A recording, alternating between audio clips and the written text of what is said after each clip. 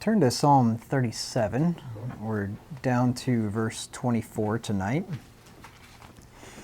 Psalm 37 and verse 24. This is continuing the thought that was begun in verse 23. I'll just read 23 and 24. It says, "The steps of a good man are ordered by the Lord, and he delighteth in his way. Though he fall, he shall not be utterly cast down, for the Lord upholdeth him with his hand." So let's look at the first clause there. Though he fall, he shall not utterly be cast down. So this tells us that a good man will sometimes fall, right? Because it says, though he fall. So good men are not prevented from falling ever or entirely, but they are prevented from falling utterly, and like they never get back up or something. Utterly means, now I'm going to give you the first definition. It went out of usage in 1559, and I think you can probably figure out why, because it doesn't really seem to match what we think of when we think of utterly. But it says, without reserve or extenuation, sincerely, truly, plainly, straight out, straight way. So I'm not sure what that's about, to be quite honest with you. But number two is more what we would think about. In a complete or utter manner, to an absolute or extreme degree, altogether, entirely, absolutely, fully, thoroughly, out and out. So God will not allow a good man to fall entirely or absolutely. He's not going to fall and never get back up. The Lord will pick him back up. That is, if we be with the Lord. If we turn from the Lord, then the Lord won't pick us back up, and I got some verses for that here in just a minute. We're told in Proverbs 24 and verse 16 that a just man will fall 7 times and yet rise up again. Proverbs 24 and verse 16. This is a good verse. I just kind of have this verse in my repertoire in the back of my mind, and I remind myself of it frequently, because we all deal with things where we fall, whether it's bad financial decisions or bad investments or bad business propositions or something. Anyway, you keep falling, you keep getting back up. Proverbs 24 and verse 16, "For a just man falleth 7 times and riseth up again, but the wicked shall fall into mischief." They're going to fall utterly. "But the just man falleth 7 times." Now what does that tell us? The number 7, what does that signify in the Bible? Completeness, that's right. The Lord, that's why we have a 7-day week. The Lord created all things in 6 days, rested the 7th day. So the 7th day signifies the completed work. So this is telling us, in rather poetic language, that a just man can fall a whole ton of times. And yet, no matter how many times he falls, he will get back up again. Christians can be cast down, but not destroyed. Look at 2 Corinthians 4 and verse 9. Some people would think that the Christian life, once you become a Christian, that the Lord will just make your life a bed of roses and you're never going to have any trouble again. But that's just simply not the case. In fact, a lot of times you'll have more trouble once you become a Christian than you would have if you were not. But you're not going to have trouble in the end anyway, and the wicked are going to have big trouble in the end. 2 Corinthians 4 and verse 9. It says, Paul is talking about himself being a minister, and he says, verse 8, "We are troubled on every side, yet not distressed. We are perplexed, but not in despair, persecuted, but not forsaken, cast down, but not destroyed." So yeah, he's cast down, but not destroyed, not ruined. Cast down means to deject in spirits, disappoint, dispirit. This is chiefly in the past participle downcast. That's the nice thing about having the online version of the OED, because I was able to search the phrase cast down and find that it is the 76th definition of cast. So in cast, you go down and it'll start giving you phrases that use the word cast, and the phrase cast down means this. So anyway, yeah, to deject in spirits or disappoint. So I'm sure a lot of Christians have faced this disappointment, right? We all do, and I know what Paul's talking about as a minister. There's a lot of disappointment, dispiritment that pastors face, but a lot of Christians face it. I mean, people in general face a lot of disappointment. Hope deferred maketh the heart sick, but when the desire cometh as a tree of life. So when we hope for something that doesn't happen, it's a disappointment. God exhorted Israel to basically, as the old saying goes, get up, dust yourself off, and try again, in Isaiah 52 and verse 2. So the just man, when he falls, needs to get up.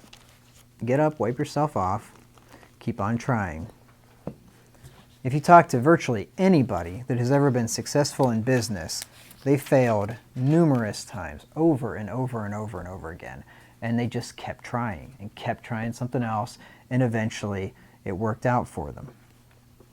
Isaiah 52 and verse 2. I've tried numerous business things in my days and a lot of failure over and over again, but I just keep trying. Isaiah 52 and verse 2.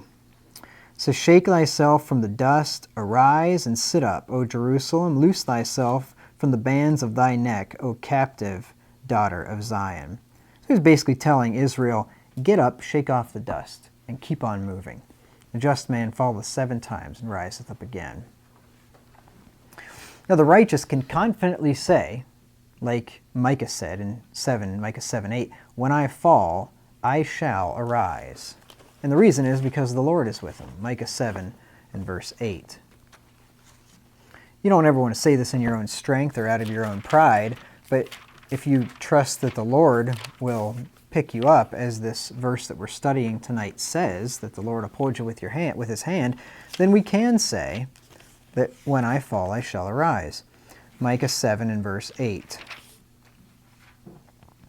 Rejoice not against me, O mine enemy. When I fall, I shall arise. When I sit in darkness, the Lord shall be a light unto me. The Lord shall be your strength and your confidence.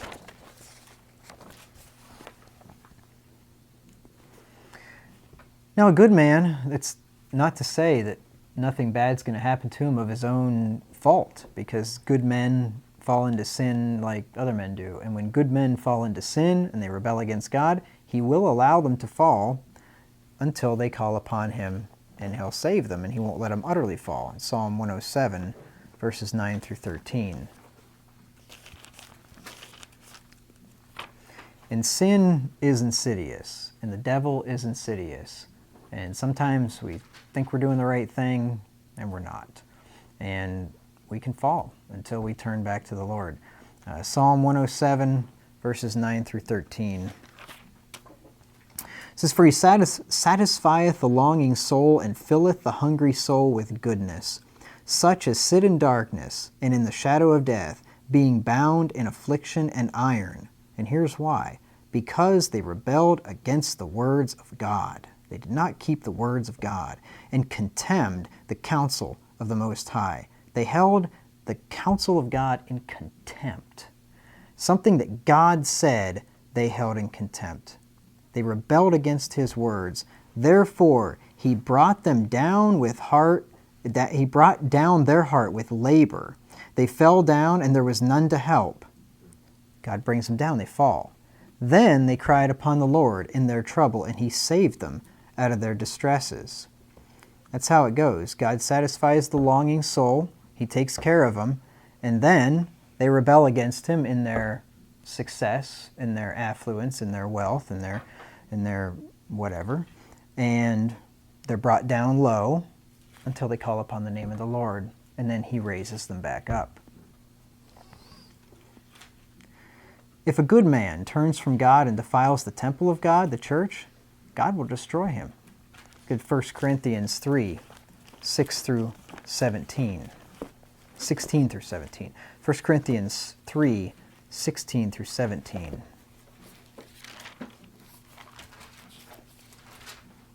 This is written to church members. Church members can fall. Church members can defile the temple of God, and God will destroy them. 1 Corinthians 3:16, Know ye not that ye are the temple of God, and that the Spirit of God dwelleth in you? If any man defile the temple of God, him shall God destroy. For the temple of God is holy, which temple ye are. This is the church. The members of the church are the temple of God. And the members of the church can destroy the temple, can defile the temple, and God will, can defile the temple, and God will destroy them. 1 Corinthians 5:5. When a just man, when a good man rebels from the Lord and falls into sin, he's destroyed. 1 Corinthians 5:5, to deliver such an one, this is the man in Corinth that committed fornication and adultery. And it says there to deliver, this is Paul's order for this man, this is his punishment, to deliver such an one unto Satan for the destruction of the flesh, that the spirit may be saved in the day of the Lord Jesus. So this man will be destroyed. His flesh will be destroyed. He's going to undergo destruction. But this is not something that is irreparable, I guess you could say, because the whole purpose of the destruction is so that the man might be saved, right? That he spiritually might be saved. And this is what happened to this man. He turned from his wickedness and repented, and he was not utterly cast down, which is what the verse is saying. A good man can be cast down, but the Lord will lift him back up. But it is dependent upon the man's repentance. The Lord is not going to lift up somebody that is stubborn, hard-hearted, and in their rebellion. He's not going to do that. But when a person turns back to him, he will. 2 Corinthians 2:6-8. 2 Corinthians 2:6-8. Sufficient, this is Paul's writing, this is referring to this man that was turned over to Satan for the destruction of the flesh. Sufficient to such a man is this punishment which was inflicted of many.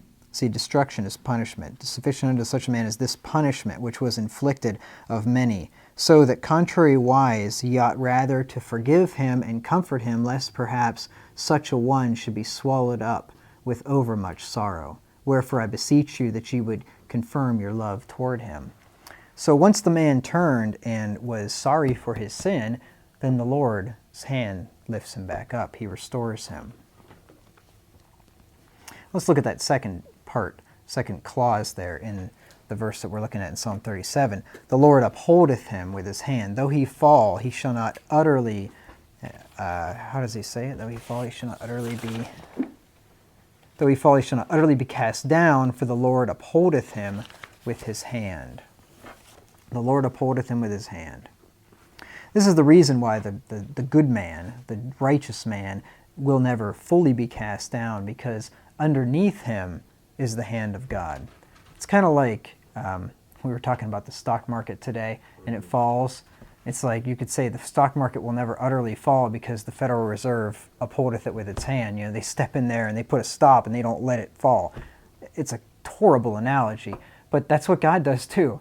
Whenever a sinner is plunging and he's one of his children, God puts his hand down there and doesn't let him utterly fall. God will deliver the righteous from 7 troubles. Remember the number 7? What does that signify? Completeness, right? He'll deliver him, in other words, from all of his troubles. Job 5 and verse 19. Job 5 and verse 19. And it's a good thing that the Lord will deliver us from all of our troubles, because that's what life is. Job 14:1, man that is born of a woman is of few days and full of troubles.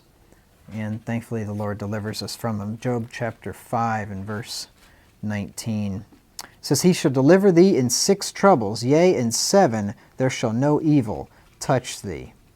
There's a lot of good stuff in Job.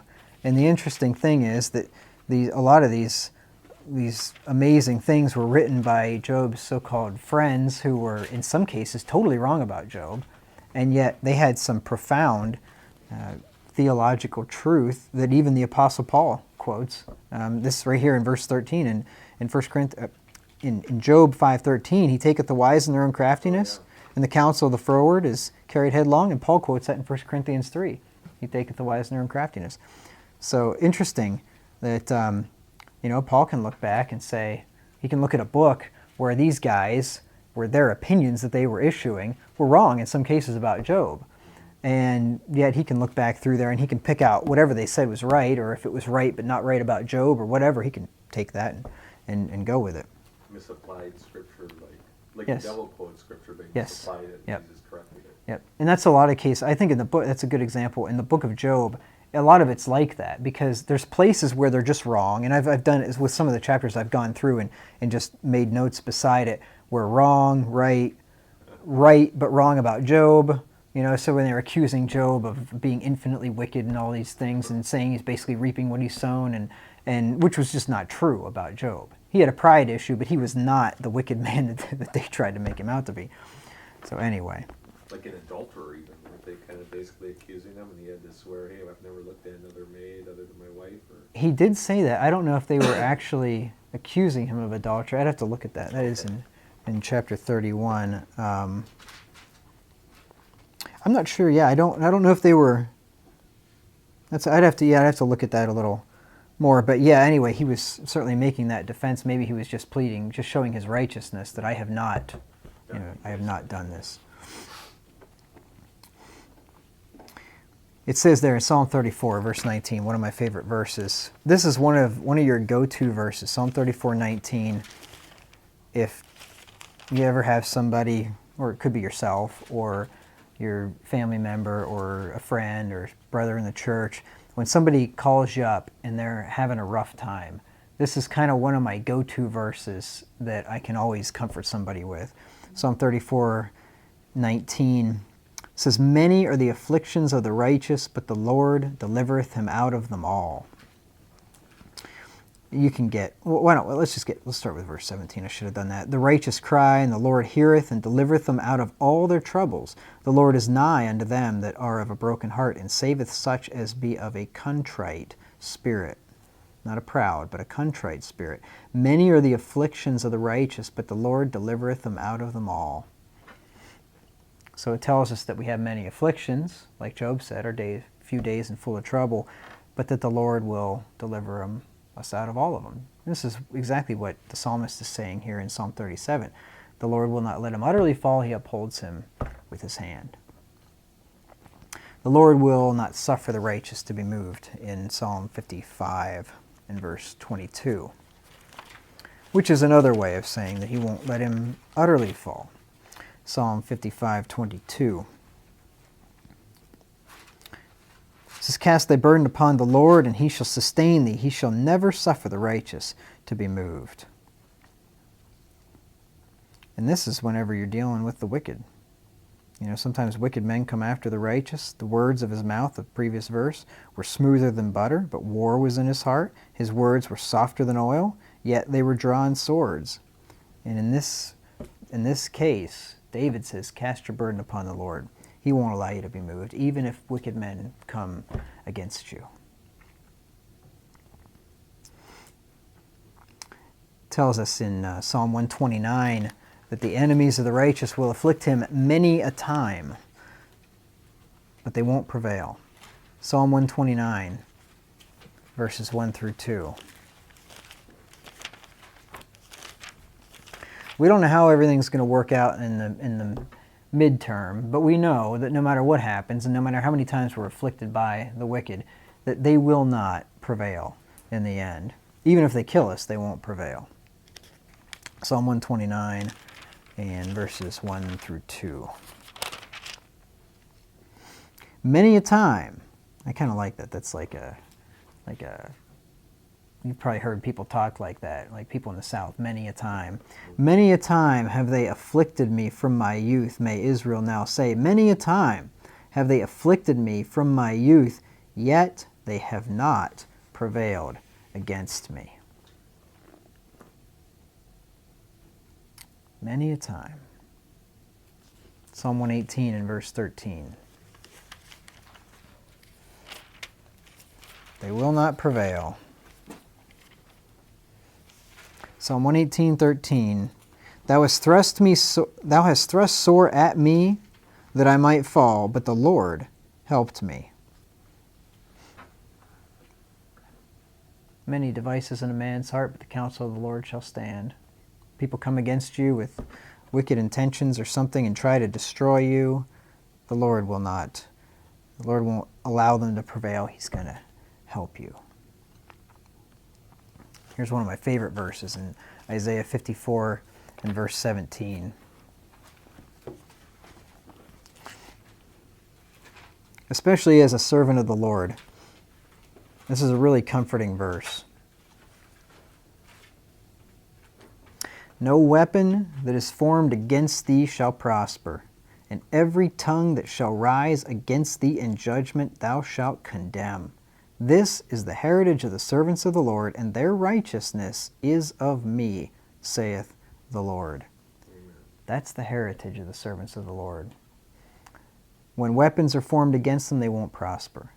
When tongues rise up against them in judgment, they shall condemn them. God will make sure of it. So I don't worry about it. I don't worry about wicked men out there trying to destroy me. As long as you stick with the Lord. When it says that God upholdeth him with his hand, he won't let him utterly be cast down. One of the ways that God does that is that he does not allow a person to be tempted above that which he is able. But with the temptation, he gives them a way of escape in 1 Corinthians 10 and verse 13. So this is one of the ways that the Lord prevents us from being utterly cast down. 1 Corinthians 10 and verse 13.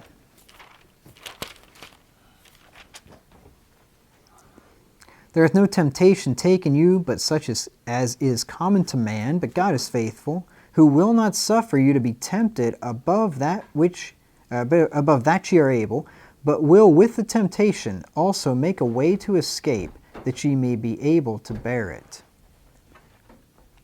He may allow you to be pushed right to the brink, right to the edge of what you think you can handle. And when he does that, he's burning off the dross and the wood, hay, and stubble. But he won't allow you to be tempted above that you're able. And there are some people that say that I just couldn't take it anymore. It was just too much for me. It's not true. It's not true. You can take it because he won't allow you to be tempted more than you're able. And I think of people that commit suicide and they just leave a note and they just say, I couldn't take it anymore. I just couldn't do it. I couldn't handle it. You could. You could. Because God says that he won't tempt you above that you're able. He will make a way of escape. Sometimes we just don't want to take the way of escape because maybe it's too hard or what, or our own pride and foolishness prevents it. But he will make a way. I think, was it Conrad one time who said about adultery, don't tell me it just happened. I've never seen two people just fall together like that in the middle of the street. Yeah, that's right. There was always a way out of that before it got that far. Yep. There may have been a lot of ways of escape. Yep. Yeah, that's right. And and you could say that when you finally got to the heat of the moment, and there's still a way of escape, I suppose, but if God provided you a bunch of ways of escape along the way, you can never say, well, the temptation was just too great. Well, you know what? You should have never got there in the first place because he gave you lots of escape hatches that you just continue to jump over. Yep, that's right. It all starts in the mind. The Lord upholds the righteous with his hand because he knows how to deliver the godly out of temptations. 2 Peter 2 and verse 9. 2 Peter 2 and verse 9. The Lord knoweth how to deliver the godly out of temptations, and to reserve the unjust unto the day of judgment to be punished. He knows how. And in Lot's case, he just literally went in there and grabbed him by the hand and took him out of Sodom and Gomorrah. Because Lot was lingering and he didn't know what was best for him.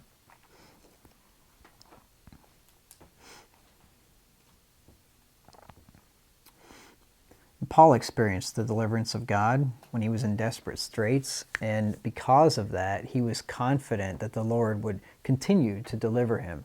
And that's the great thing. Whenever the Lord delivers us in the past, then we can learn from that and remember that, and we can trust that if he's done it before, He'll do it again. And this is what Paul's confidence was in 2 Corinthians 1, 8 through 10.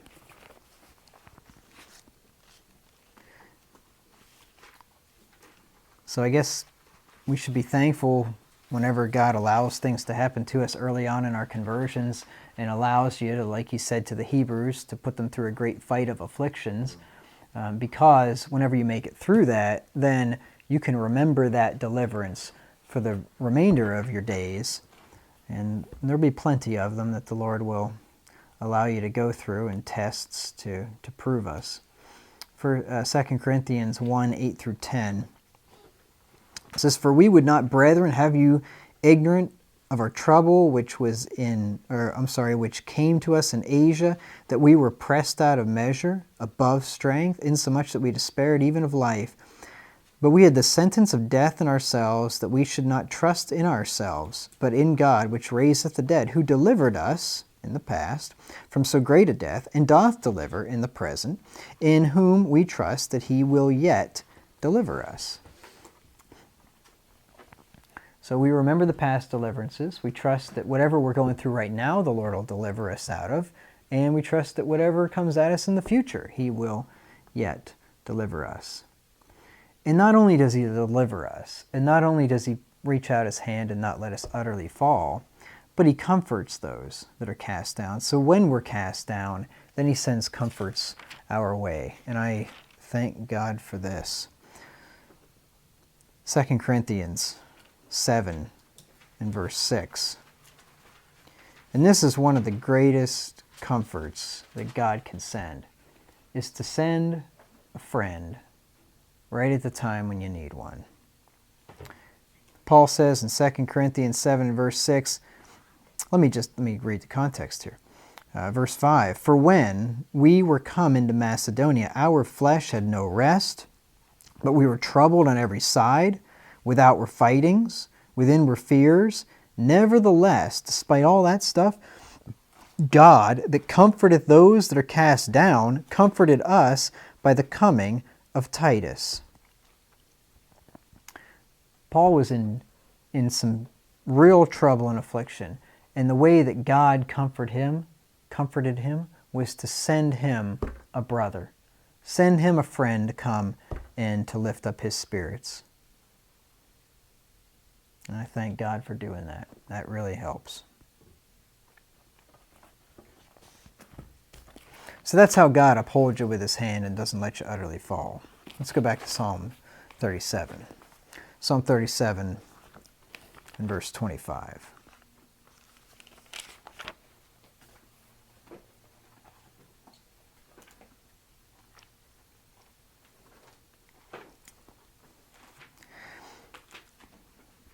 David continues here, "I have been young, and now am old, yet have I not seen the righteous forsaken, nor his seed begging bread." Now I'm not going to get into this because I've already covered this verse when we covered verse 19.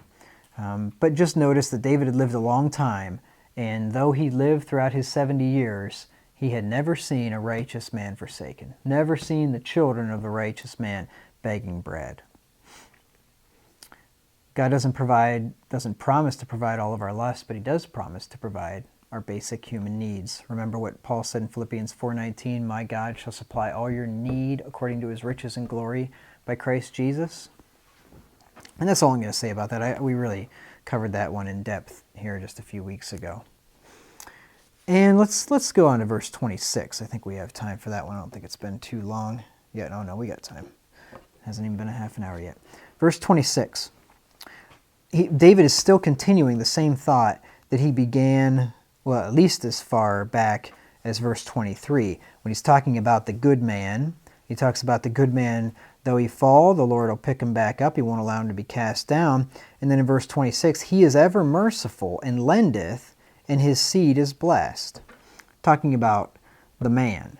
The good man is ever merciful. We're going to look at that first of all. Ever means always, at all times, in all cases. Merciful means, when we're speaking of persons, their actions or attributes, it means having or exercising mercy, characterized by mercy. Mercy is forbearance and compassion shown by one person to another who is in his power and who has no claim to receive kindness, kind and compassionate treatment in a case where severity is merited or expected. So, one of the marks of a good man is that whenever he has somebody that he could treat with severity, that he could really come down hard on, and they deserve it, and they don't deserve any mercy whatsoever, but he shows them that kindness and compassion when he could be severe with them. That is a characteristic of a righteous man. And notice that it says that he is ever, which means he's always that way. In other words, a righteous man is always, at all times, in all cases, showing himself kind and compassionate, showing kind and compassionate treatment to a man in his power who deserves or expects severity. Now, that's a tall order, right?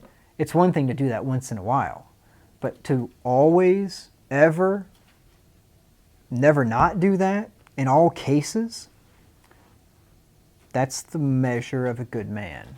And to the extent that we don't do this, to that extent, we're not a good man, right? So Jesus Christ is the only truly good man, right? When a man came to him and said, "Good master," and Jesus says, "Why callest thou me good? There's none good but God." Well, Jesus was God, right? The man didn't know that, but he was proving by that statement that he is God. He is good. He is the only truly good man, and he was ever merciful. So every time that we're not merciful, we're not attaining to the measure of what the perfect good man would be. But just remember that when you could be harsh and severe, the good man will always choose to show mercy. It says that mercy rejoiceth against judgment, right, in the book of James. He showed judgment without mercy, who hath showed no mercy, for mercy rejoiceth against judgment. This is a godly characteristic because God is known for his mercifulness. We look in Deuteronomy 4 and verse 31. I'll just give you some verses which declare that God is merciful. Deuteronomy 4 and verse 31. It says, "For the Lord thy God is a merciful God. He will not forsake thee, neither destroy thee, nor forget the covenant of thy fathers, which he sware unto them." The Lord thy God is a merciful God. If it wasn't for God's mercy, we'd all be going to hell, and we'd be there forever. Look at Nehemiah 9 and verse 17. Nehemiah 9 and verse 17.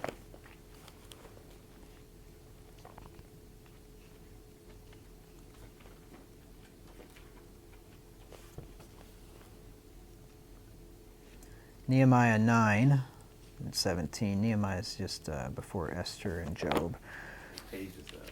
It is 539, I think. Yeah. Nehemiah 9:17. "And refused to obey, neither were mindful of thy wonders that thou didst among them," talking about Israel, "but hardened their necks, and in their rebellion appointed a captain to return to their bondage." That's when they wanted to go back to Egypt, when they were upset with God. "But thou art a God ready to pardon, gracious and merciful, slow to anger, and of great kindness, and forsookest them not." This is a time when judgment and severity would have been merited and expected. You little pukes, I took you out of Egypt. I did all these great things for you, and I brought you into the promise, or he was in the process of bringing them into the promised land. And I've fed you with manna, and I've taken care of you. I parted the Red Sea. Your clothes haven't waxed old. And yet, one little bump in the road, and they're complaining, and they want to go back to Egypt. Right? They want to go back to the filth that they came out of. They don't appreciate what God has done for them. And God could have destroyed them right there. In fact, he wanted to. And Moses talked them out of it. Moses reasoned with them. This is graciousness and mercy. Because if you think about that, it'd be like you bring somebody into the church and then they just throw it all away, right? They just get miffed about something or whatever, and they're just willing to just give it up. God is ever merciful.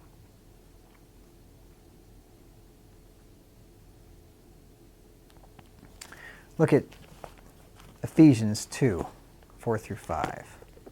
Ephesians 2, 4 through 5.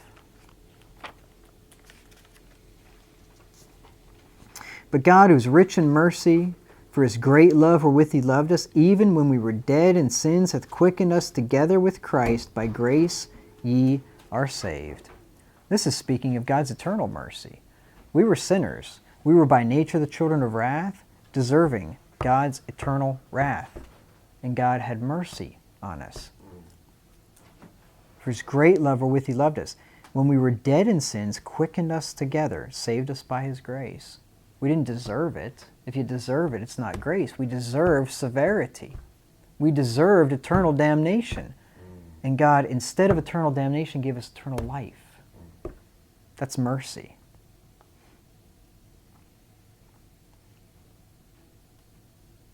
Look in Titus 3, 3 through 5. Titus 3, 3 through 5. So this is why mercifulness is a godly characteristic. God is the epitome of showing mercy to those whom he will show mercy to. He doesn't show mercy to everybody. That's the whole point. Mercy is whenever it's not expected. Titus 3, 3 through 5. For we ourselves also were sometimes foolish, disobedient, deceived, serving divers lusts and pleasures, living in malice and envy, hateful and hating one another. That's the description of an unconverted reprobate, right? Foolish, disobedient, deceived.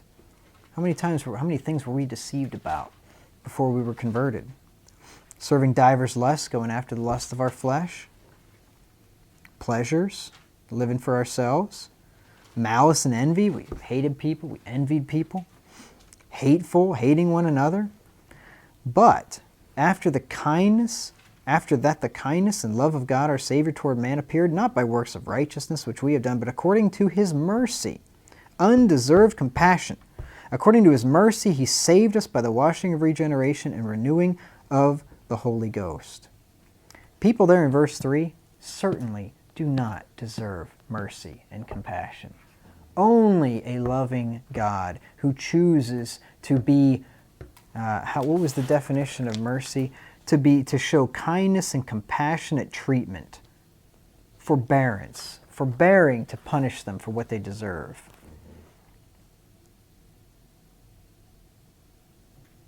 That's mercy.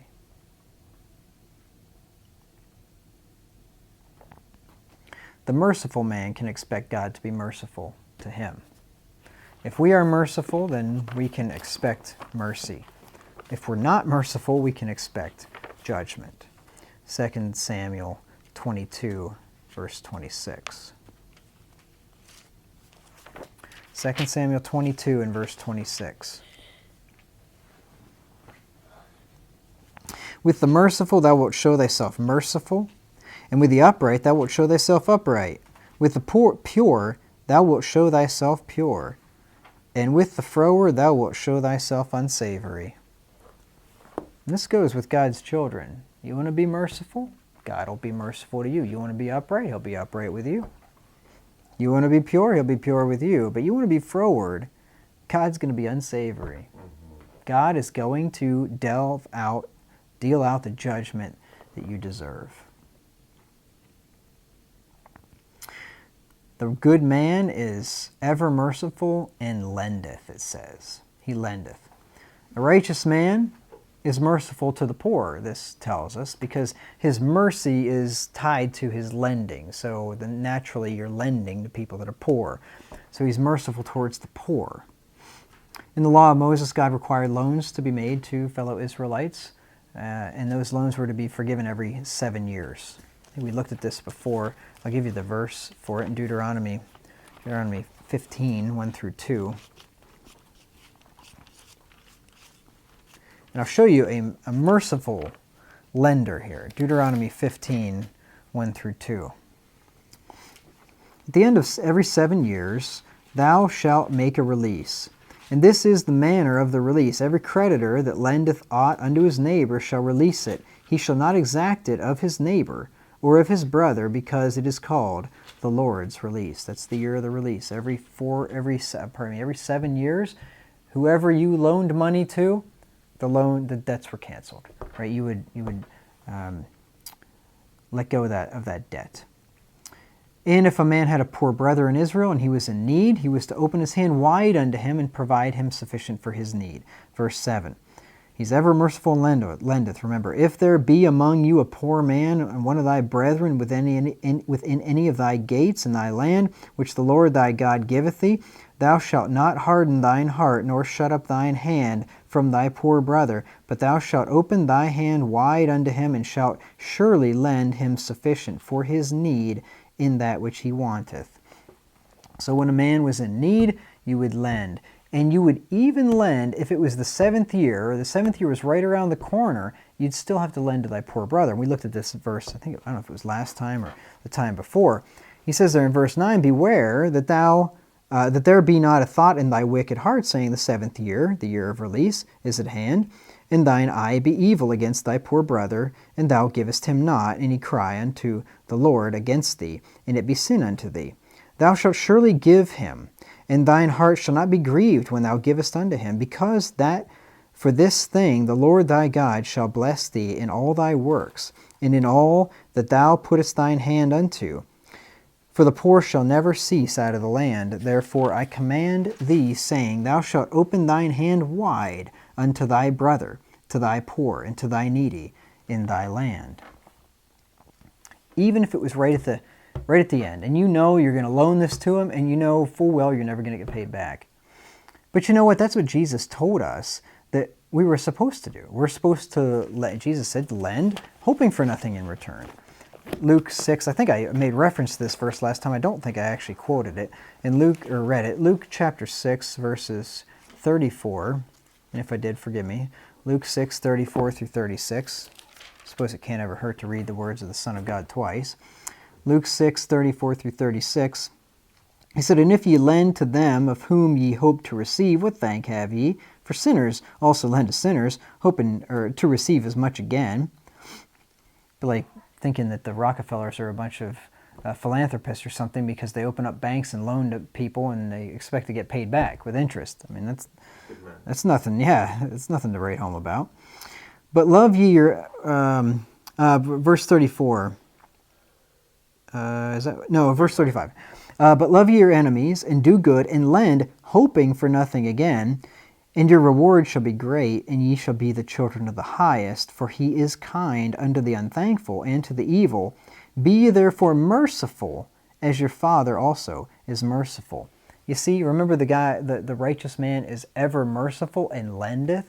Jesus says here, to lend to somebody that is in need and hoping to not even get paid back, that is mercy. And that's a characteristic of a good man. When we do so, we'll never lack. Remember what it says there in Proverbs 28 and verse 27? You don't have to worry about it. If you do such a thing to a person in need, you don't have to worry about what's going to happen to you. The Lord will take care of it. Proverbs 28 and verse 27. It says, He that giveth unto the poor shall not lack, but he that hideth his eyes shall have many a curse. Never going to lack helping out a truly poor person. Proverbs 19 and verse 17. Proverbs 19:17. He that hath pity upon the poor lendeth unto the Lord, and that which he hath given him he will pay him again. Now, whereas the righteous man gives to the poor, hopes not to even get anything in return, the wicked is stingy and will not do so. When he sees something like that, he's just going to turn his head and pretend like he didn't see it. Proverbs 29 and verse 7. The righteous considereth the cause of the poor, but the wicked regardeth not to know it. He doesn't want to know it because he doesn't want to feel guilty about not doing anything about it. Remember what James said in James chapter 2, 15 through 16? He said, if you see somebody that's in need, you say, oh, God bless you, brother. Be ye warmed and filled. I hope you get that coat you're looking for. I know it's cold out here. James says that your faith is dead. Faith without works is dead. James 2, 15 through 16. If a brother or sister be naked or destitute of daily food, and one of you say unto them, Depart in peace, be ye warmed and filled, notwithstanding ye give them not those things which are needful to the body, what doth it profit? Even so faith, if it hath not works, is dead, being alone. So, giving somebody well wishes whenever you should be giving them stuff is certainly not sufficient. That's faith without works. And this would be a sign of that you lack the love of God. 1 John 3 and verse 17. John says, "But whoso hath this world's good," meaning this world's good, like material possessions. You've got material possessions, money and wealth, things like that. "And seeth his brother have need," not desire, not lust, but need, where he is lacking the basic human necessities of life, "and shutteth up his bowels of compassion," that's mercy, remember, "from him, how dwelleth the love of God in him?" I would question whether or not a man had the love of God in him. If he had this world's good and he's got money in his bank account and he's got a brother that is in genuine need and he just says, "Nope, I'm not helping you," I would question where the love of God is in such a person. And let's get the last phrase there, just to have a couple more minutes here. It says there that the good man is he's ever merciful and lendeth, and his seed is blessed. So the man that lends to the poor will be blessed, and so will his seed, or his children after him. So his family is going to be taken care of. The merciful man doesn't have to worry about what's going to happen to his family. Because remember, God will show himself merciful to the merciful. God will make sure that the merciful man is taken care of. Look at Proverbs 20 and verse 7. Proverbs 20 and verse 7. It says, "The just man walketh in his integrity, his children are blessed after him."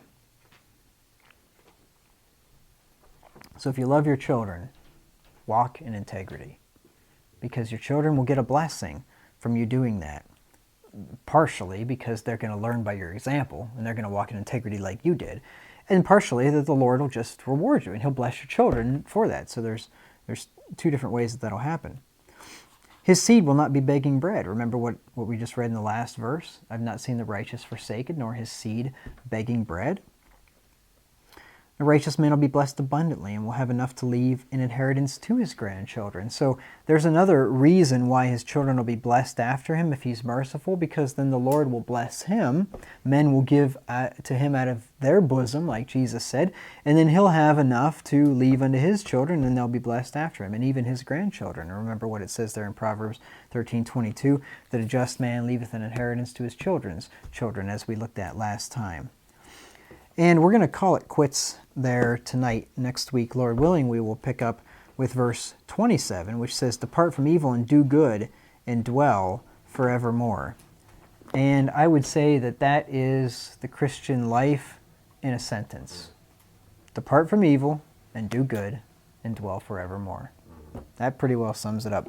But I'm going to take an hour to sum it up next time. So anyway, Lord willing.